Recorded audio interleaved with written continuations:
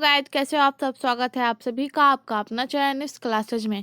दोस्तों, आज के सेशन में हम लोग क्लास 12 केमिस्ट्री का चैप्टर 1 है ठोस अवस्था यानी सॉलिड स्टेट।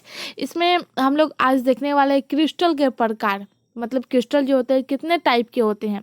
ऑलरेडी हम लोगों ने देख लिया है क्रिस्टल ठोस अवस्था किसे कहते हैं, ठोस अवस्था जो है वह कितने टाइप्स के होते हैं, और जो है मतलब अक्रिस्टलीय और क्रिस्टलीय जो ठोस होती है वह मतलब किसे कहते हैं, उसके कौन कौन से गुण हैं। अब हम लोग देखने वाले हैं क्रिस्टलीय ठोस के प्रकार। तो जैसे कि हम लोग को पता है कि क्रिस्टल 4 प्रकार के होते हैं, आयनिक क्रिस्टल, संयोजक क्रिस्टल और आणविक क्रिस्टल और धात्विक क्रिस्टल। ये 4 प्रकार के होते हैं। तो आज हम लोग एक्सप्लेन करके देखने वाले हैं कि आयनिक क्रिस्टल किसे कहते हैं और बाकी जो है वह किसे कहते हैं। तो चलिए इस सेशन को शुरू करते हैं। शुरू करने से पहले आप लोगों से रिक्वेस्ट है कि आप लोगों ने अभी तक हमारे चैनल को सब्सक्राइब नहीं किया है तो बेल आइकन को दबा दे और चैनल को सब्सक्राइब कर ले, और वीडियो को शेयर करना ना भूले, और वीडियो को लाइक ज़रूर कर दे, और इस वीडियो को ज़्यादा से ज़्यादा अपने दोस्तों में शेयर करिए। और चलिए अंत तक बने रहिए। इस सेशन को शुरू करते हैं।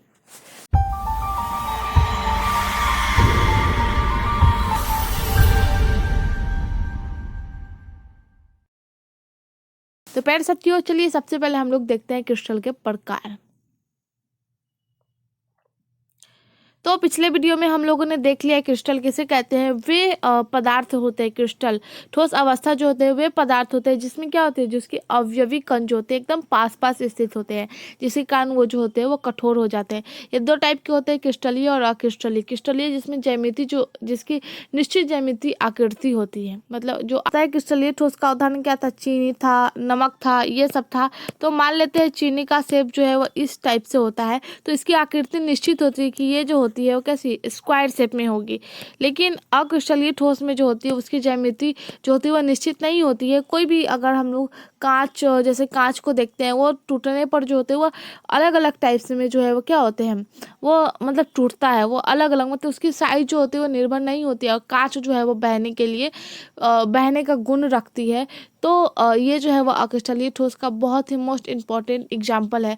और क्रिस्टलीय ठोस को हम लोग बोलते हैं रवा ठोस, रवेदार ठोस या फिर वास्तविक ठोस भी बोलते हैं। अक्रिस्टलीय ठोस को जो भी हम लोग बोलते हैं विरवेदार ठोस बोलते हैं। तो याद रखिए। चलिए अब हम लोग क्रिस्टल के प्रकार देखते हैं। तो यहाँ पे देखिए क्रिस्टल के प्रकार, ये 4 प्रकार के होते हैं, आयनिक क्रिस्टल, सहसंयोजक क्रिस्टल, आणविक क्रिस्टल और धात्विक क्रिस्टल। तो चलिए अब हम लोग देखते हैं सबसे पहले आयनिक क्रिस्टल किसे कहते हैं। तो आयनिक क्रिस्टल, इसके अवयवी कण जो होते हैं धनायन और ऋणायन होते हैं।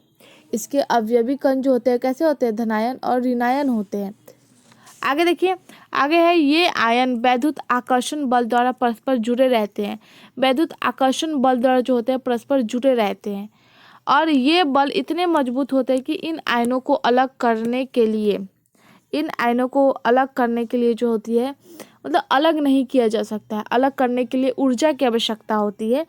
तो इन आयनों को अलग करने के लिए ऊर्जा की आवश्यकता होती है। जैसे कि आप लोगों ने जैसे कि देखिए, ये हम लोग का क्या है, ऋणात्मक है। आगे हम लोग ये भी देखने वाले हैं, और स्मॉल में जो रहेगा वो क्या हो जाएगा, पॉजिटिव हो जाएगा, यानी धनात्मक हो जाएंगे। और फिर यहाँ पे ऋणात्मक, और फिर यहाँ पे क्या हो जाएंगे, धनात्मक हो जाएंगे। ये हम लोग फ्रेंकल दोष और शॉटकी दोष में देखने वाले हैं। तो क्या दोनों परस्पर जुड़े हुए हैं, कनेक्टेड है दोनों साथ में, इसलिए ये जो होते हैं। तो हम लोगों ने देखा कि जो आयनिक क्रिस्टल होते हैं वो कैसे होते हैं, इसमें अवयवी कण जैसे अणु, आयन या परमाणु जो होते हैं वो धनायन, आयन मतलब धनायन और ऋणायन होते हैं। परमाणु जो होते हैं कैसे होते हैं, धनायन यानी प्लस और माइनस भी होते हैं। और इसमें जो होती है वह आयन वैद्युत आकर्षण बल द्वारा परस्पर जुड़े रहते हैं, आकर्षण बल द्वारा। और ये बल इतने मजबूत होते हैं कि इनकी आयनों को अलग करने के लिए ऊर्जा की आवश्यकता होती है। तो एग्जाम्पल में देखिए, सोडियम क्लोराइड, कैल्शियम फ्लोराइड, जैसे Na क्या है, ये प्लस में आ जाएगा, और Cl जो हो जाएगा क्या हो जाएगा, माइनस में। तो दोनों आपस में जुड़े हुए हैं, क्या है, दोनों आपस में जुड़े हुए हैं। तो ये जो है क्या है, आयनिक क्रिस्टल के एग्जाम्पल है।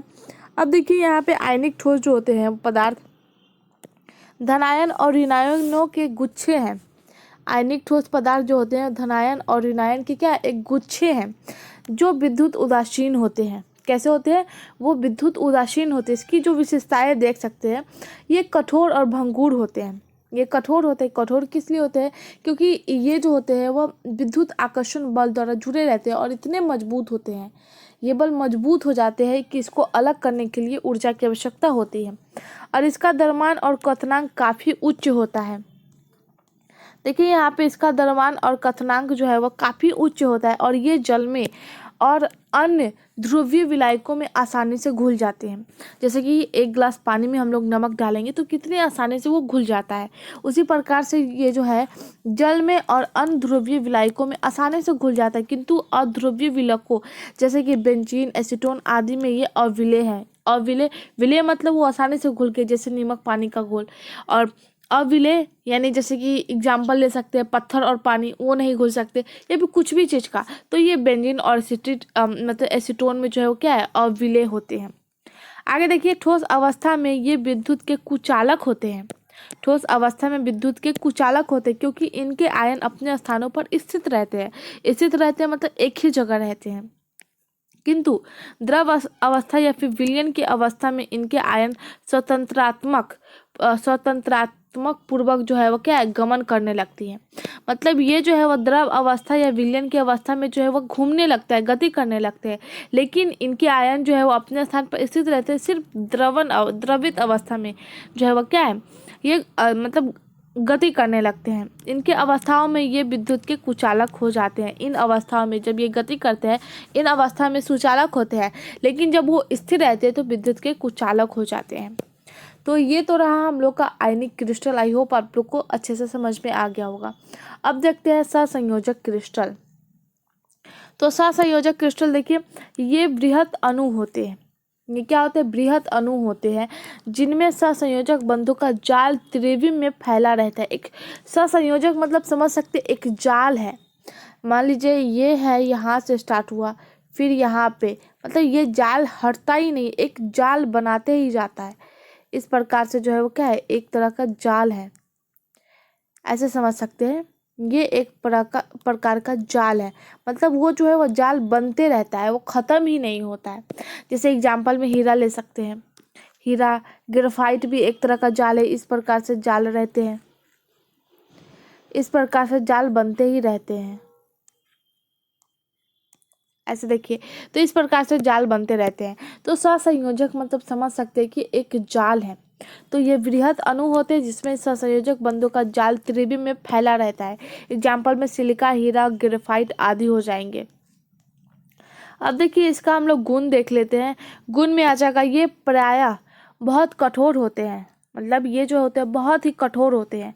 हीरा कठोर होते हैं, आप लोग को पता ही होगा। ग्रेफाइट भी कठोर होते हैं। बंधन की प्राकृतिक दिशात्मक होने के कारण अधिकतम ये स्थान अधिकृत नहीं कर पाते हैं। मतलब बंधन की जो प्रकृति होती है वो दिशात्मक होते हैं, जिसके कारण ये जो है वो अधिक स्थान जो है वो नहीं ले पाते हैं। केवल ग्रेफाइट को छोड़कर ये विद्युत के कुचालक होते हैं। ग्रेफाइट को छोड़ करके हीरा, ये सब जो वो क्या है, विद्युत के कुचालक होते हैं। इसके अपवर्तनांक उच्च होते हैं। हमेशा याद रखिए, सहसंयोजक क्रिस्टल में जो होते हैं अपवर्तनांक उच्च होते हैं। इसका द्रव्यमान और क्वथनांक भी काफ़ी उच्च होता है।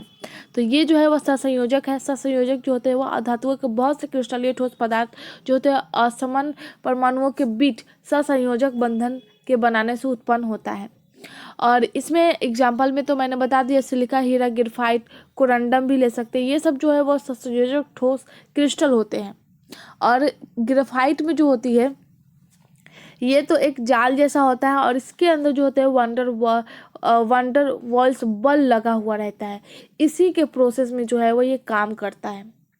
तो ग्रेफाइट, हीरा जो होते हैं वो कठोर होते हैं। ग्रेफाइट को छोड़ करके बाकी जितने भी क्रिस्टल होते हैं, सहसंयोजक क्रिस्टल होते हैं, वो विद्युत के कुचालक होते हैं। तो बढ़िए, अब हम देखते हैं आणविक क्रिस्टल।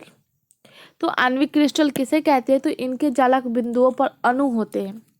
इनके जालक बिंदुओं पर क्या होते हैं? अणु होते हैं जिन पर कोई आवेश नहीं रहता है, मतलब आवेशहीन होते हैं।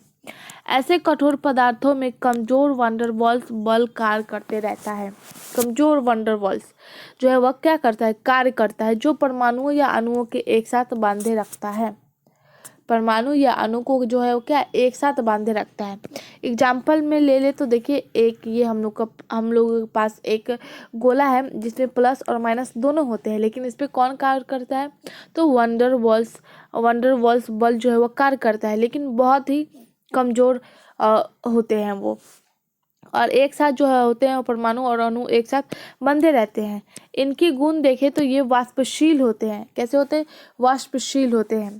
दूसरा हो जाएगा क्वथनांक और द्रवनांक जो होते हैं वो निम्न होते हैं। सहसंयोजक जो क्रिस्टल से सहसंयोजक जो है वह क्या थे, क्रिस्टल जो थे वो क्या थे, द्रवनांक और उसका क्वथनांक काफ़ी उच्च होता है, लेकिन आणविक क्रिस्टल में जो होते हैं, आणविक क्रिस्टल में द्रवनांक और क्वथनांक जो होते हैं वह एकदम निम्न हो जाते हैं।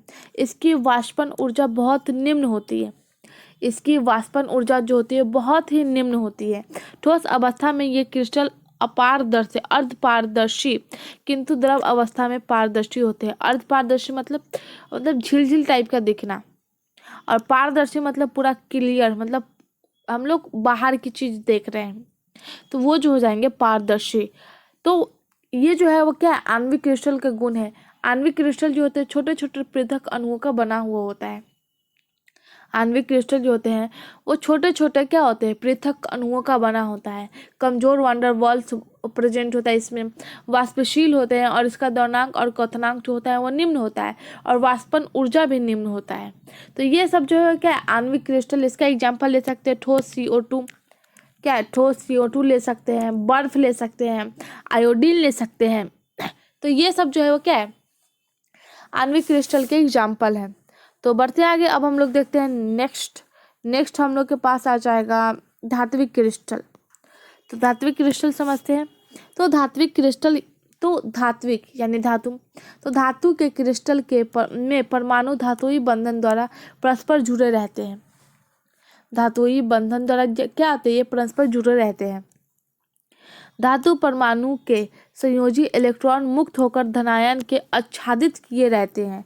मतलब जैसे कि यहाँ पे देखिए एग्जाम्पल में ये क्या है, धनायन है, तो यहाँ पे जो है वह इलेक्ट्रॉन मुक्त होकर के क्या करते हैं, धनायन के आच्छादित किए रहते हैं, मतलब इसके ऊपर जो है वो क्या है, चले जाते हैं, इससे बाहर बस उसी के ऊपर रहते हैं। ये मुक्त इलेक्ट्रॉन धनायनों के बीच रिक्त स्थानों में स्वतंत्रता। तो धात्विक क्रिस्टल में क्या बोला गया है, धात्विक क्रिस्टल जो होते हैं वो धातु के क्रिस्टल में परमाणु धातुई बंधन द्वारा जो होते हैं वो परस्पर जुड़े रहते हैं, मतलब एक साथ रहते हैं, और इसमें जो संयोजी इलेक्ट्रॉन होते हैं वो मुक्त होते हैं। इस प्रकार से इलेक्ट्रॉन होते हैं, इसके ऊपर से जो होते हैं वो क्या होते हैं, धनात्मक के ऊपर जो होते हैं इलेक्ट्रॉन मुक्त होते हैं। तो इसके बीच जो होती है धनात्मक धातुई आयन और इलेक्ट्रॉनों के बीच स्थिर वैद्युत आकर्षण बल पर कार्य करता है। मतलब इसमें जो धनात्मक धातुई आयन होते हैं और इसमें इलेक्ट्रॉनों के बीच स्थिर वैद्युत आकर्षण बल मतलब एक दूसरे की ओर खींचना, जैसे चुंबक और लोहे, तो वो कार्यशील रहता है, जिसे हम लोग धात्विक क्रिस्टल या फिर धातुई बंधन कहते हैं। तो धात्विक क्रिस्टल आप लोग को समझ में आ गया होगा। तो चलिए इसका हम लोग देखते हैं गुण। हाँ, इसका एग्जाम्पल में ले सकते हैं लोहा, तांबा, जैसे चुंबक को लेकर के लोहे की, अगर जैसे लोहे का जो पाउडर होता है, जो नहीं लकड़ी के जो छिला हुआ जो एकदम ऐसे बोल सकते हैं उसको, जैसे बुरादा जो होते हैं, समझिए बुरादा, लकड़ी के जो बुरादा होते हैं उसी टाइप से जो होते हैं लोहे के बुरादा होते हैं, वो मिट्टी में जो होते हैं मिक्सअप होती है। तो अगर वहाँ पे चुंबक ले जाया जाए तो वो आसानी से जो है वो चुंबक में चिपकने लगते हैं, तो पता चलता है उसे कि हाँ इसमें लोहा है, तो वो जो है वो चुंबक से आसानी से उसमें उस मिट्टी से निकाला जा सकता है। तो धात्विक जो होते हैं वो चुंबक की तरह होते हैं, एक दूसरे की ओर अपनी ओर खींचते हैं। तो इसका एग्जाम्पल लोहा हो जाएंगे, तांबा हो जाएगा, एल्युमिनियम हो जाएगा, और कुछ धातुएं हो सकते हैं, मिश्र धातुएं भी हो सकते हैं। तो ये सब जो है वो क्रिस्टल धातु के मतलब धात्विक क्रिस्टल के जो है वो एग्जाम्पल्स है।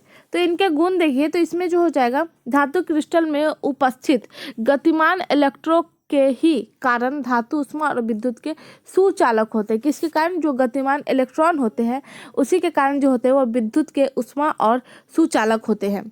दूसरा हो जाएगा धातु आघात वर्धनीय और तन्य होते हैं।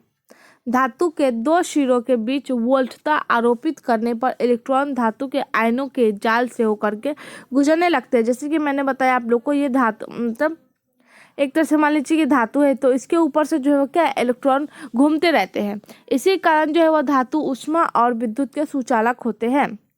धातुओं में एक विशेष प्रकार की चमक पाई जाती है जिसे धातुई चमक कहते हैं। मोस्ट इम्पॉर्टेंट लाइन है कि धातुई चमक किसे कहते हैं, तो ये जो है वो क्या है, धातु में एक अलग सी चमक होती है, तो उसी को ही बोलते हैं धातुई चमक। तो ये आज का सेशन यहीं रखते हैं, क्रिस्टल के प्रकार भी कंप्लीट हो चुके हैं। अब नेक्स्ट सेशन में हम लोग देखने वाले हैं उससे आगे का। तो आज के लिए बस इतना ही रखते हैं, मिलते हैं नेक्स्ट सेशन में। आज के लिए बस इतना ही, धन्यवाद।